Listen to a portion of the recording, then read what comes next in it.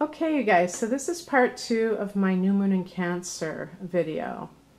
And as you can see, I did pick some cards. I had to just keep it to 4 cards because I didn't want to have to read too much, and I think that it can get a little bit overdone by having that many cards. I just want to kind of distill the message of whatever is representative of this new moon in Cancer.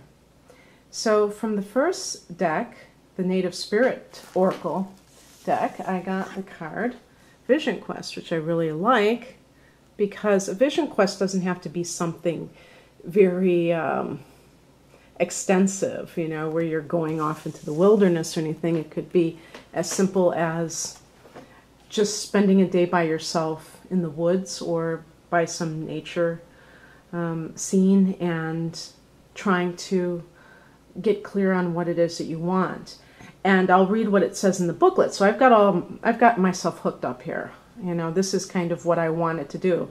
I should have done this in the first place, and then I wouldn't have had 2 videos, but that can be good too. So the card's meaning is Sacred Seeker. Take time away from people and situations. Step back. Withdraw. Inner truth is emerging in stillness, but first you need to retreat. Know that you're guided. Look for your answers in different ways. The answers are around you. Watch for signs in the coming day. Trust that your life is being directed. Your native spirit wants you to know. In earth-based cultures, larger questions about life are often answered on vision quests or solo retreats in nature.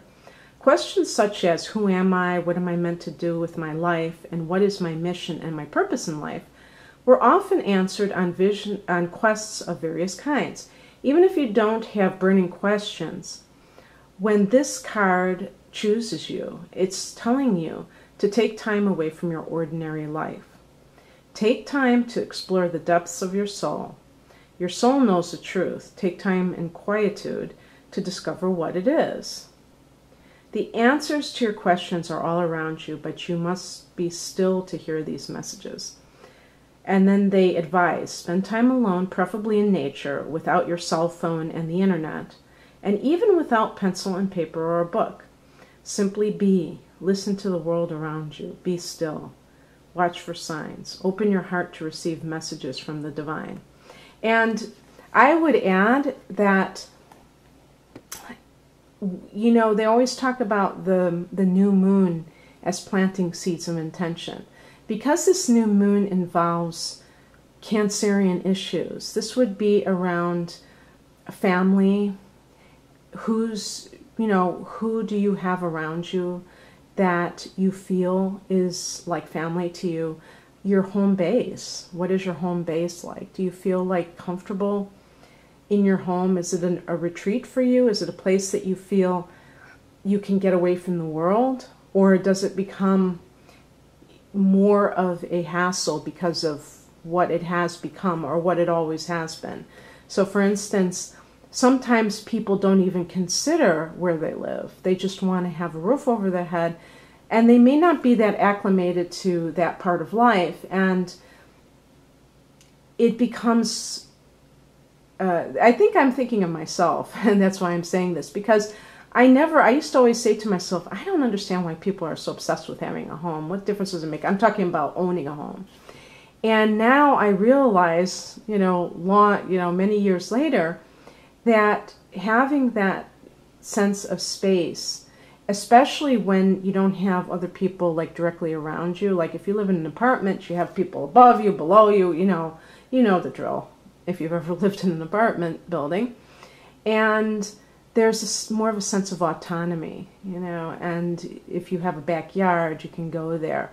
Some people are blessed to have a large expanse of space where they don't have anyone near them and they can appreciate silence. A lot of times noises and other distractions can get in the way of being able to do some of the things that you want to do, but it's not something you think about right away. especially when you're younger.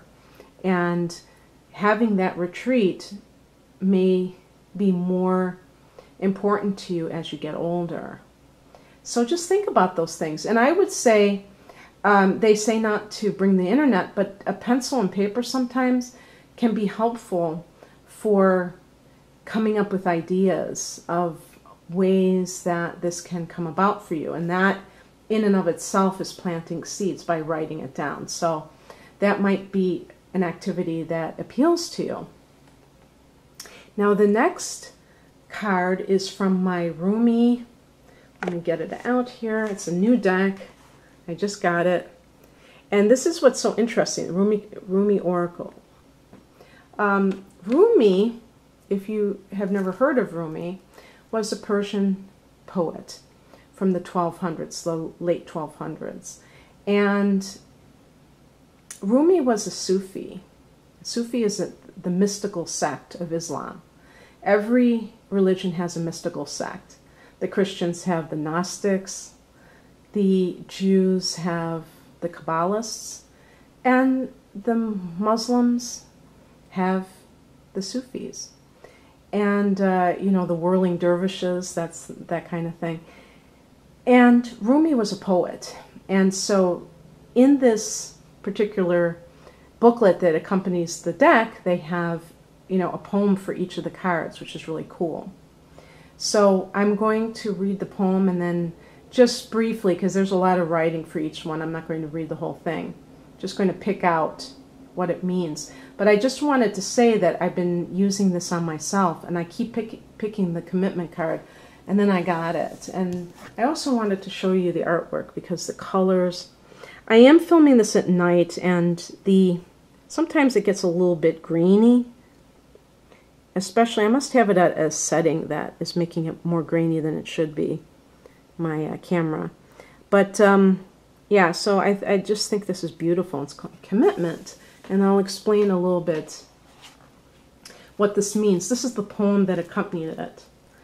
The awakened heart is like a lantern. Keep it sheltered from the turbulence of the winds of desire. And then right below it, there's a little paragraph in italics. I'm going to read it.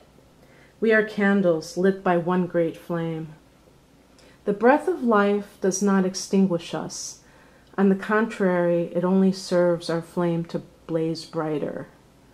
Here in the temple of one love, there is no flickering or smoke to our flame. We are natural in our purpose, simply to bring the warmth and light of love to life. We dance, though we are stillness. We are on fire, though we do not burn. And basically what they're saying is that we all have an inner flame, okay? And it never goes out. That is our desire. And desire gets a bad rap because sometimes it can be very selfish, self-serving. And sometimes it becomes this overweening ambition that becomes destructive when it doesn't get fulfilled in our timeline. And one of the things that they say in here, when we stop seeing life as it is, showing up for us every moment and engaging with it as it is, we can become careless with the light of the heart. Our huffing and puffing to force what does not need to be forced can cause the heart light to flicker and waver.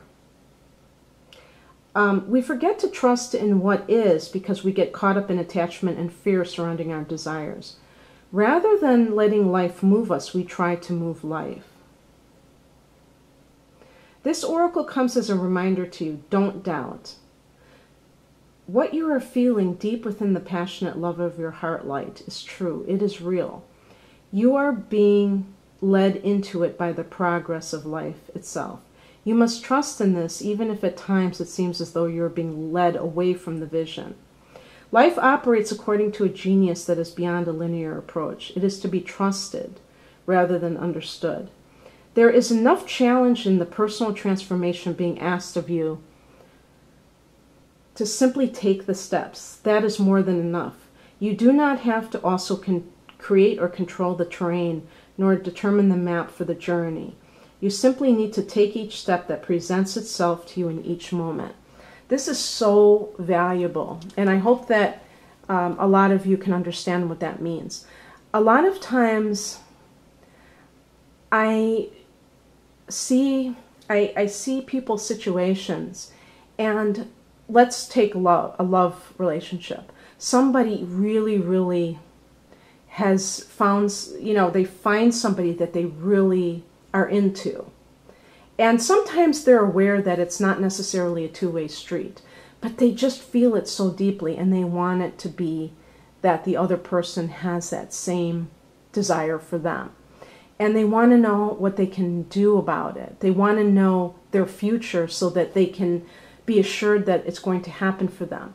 And this is problematic because there's too much need for control and not enough enjoyment about what is happening right now and comfort in the now moment. There is only the eternal now moment. And every time that we try to force the will of the universe, that creates resistance, and it's almost like God says, no, I'm not going to do that. You can't make me. But I'm being silly, but the thing is, it's really coming from that person, a fear that they won't get what they want. And when you place terms on when you will allow yourself to be happy, if you get certain needs met, then I think that's problematic, because as this little booklet states, life doesn't operate on linear terms. So it's not a timeline that you can just gauge by a calendar of when something is going to happen. But if you make it your duty to get into a consciousness that is as joyful as you can be in each moment, I think that you attract what you want much sooner. And that is kind of like the paradox of life. Okay. And the next one is from my Keepers of the Light Oracle deck, and I hope I'm pronouncing this correctly. Morya, Awakening Presence. The universe is with you. Wear a cloak of protection and love. That's interesting, cloak of protection. Sometimes people want to know how can they protect their energy from the external forces. Maybe that's what this is about, not sure. Morya is a spiritual name that was given to protect the identity of Ranbir Singh, a spiritually aware man born into a powerful family that ruled Kashmir, a region in the Indian subcontinent, in the 19th century. It is said that he interceded both spiritually and physically to stop the British invasion of the region in 1845. This wise soul is now able to help us remove any energy from our life that is not serving our connection to God. He is a wonderful guide to call on if we are unsure if something is real or not. He helps awaken our I Am presence, which is our truest connection to our soul and to the universe itself.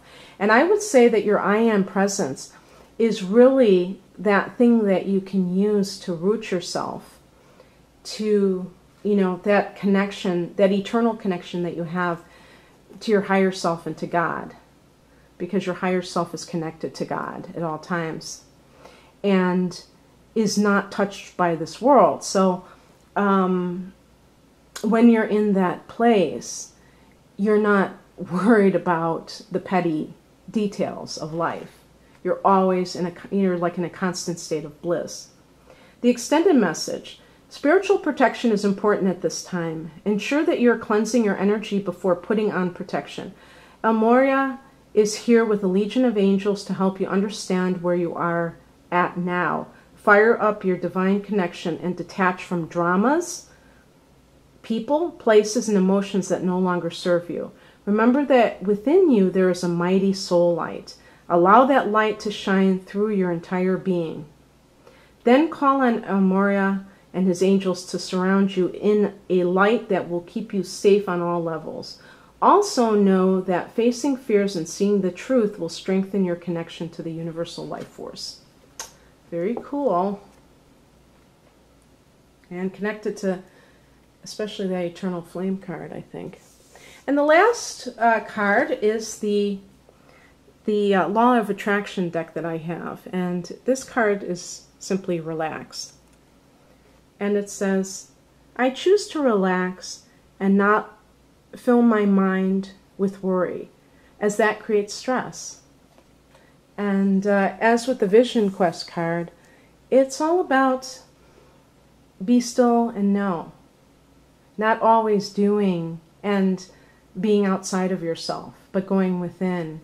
When I see that relax card, I think of the Four of Swords and how that card relates to recharging your batteries so that you can be the best version of yourself, but also so that you are not always directed outside to the world, but also kind of nourishing your spirit. So anyway, I think I'm going to end it there, and I hope that you have a great new moon, you guys. Take care. Bye.